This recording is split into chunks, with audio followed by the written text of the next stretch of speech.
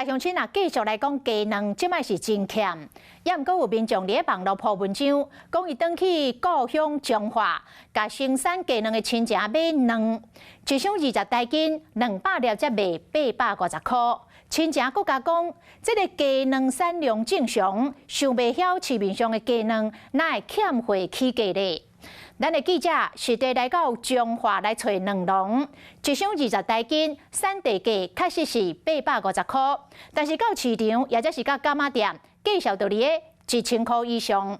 业者讲，直接去产地来买，当然会较俗，但是店头线卖，也爱运费，也爱店面的成本，当然较贵。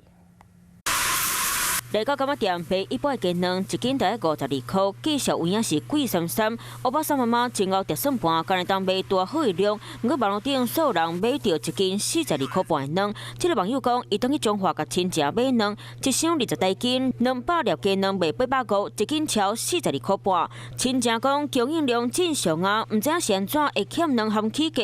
啊，若实际来到彰化鸡卵产地，卵农证实真正是850，也毋过确实有欠卵的情形。公开介绍是850块啊，外口欠卵，外口伫通路的时阵，就人调到1000、1000、2000、3000，这拢总有可能卵欠啊，无为什么要1000、1000、2000、3000，就是表示欠卵，哪有可能无欠卵？线卖业者嘛讲，甲产地亲戚买，当然当买到20台斤850的介绍，不过线卖爱负担运输含店面的成本，卖介绍当然会较贵。对啊，因为他亲戚呀，叫我去买，我买不到。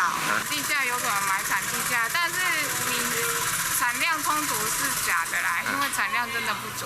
来到云林，业者嘛讲，20台斤正货介绍，伫咧1060到1080，线卖介绍当然会较贵。即卖卖一斤是58块，58块吼，所以真正是因为原定和你的介绍嘛，真硬的对。53块吼，853啦。53，阮甲卖迄个58块啦，赚5块啦，一斤赚5块啦。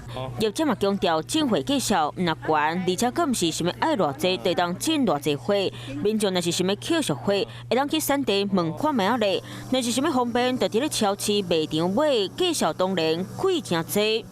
有事没事赶紧转开华视，还没有订阅华视的 YouTube 频道吗？赶紧按赞、订阅、开启小铃铛，我们华视 YouTube 见。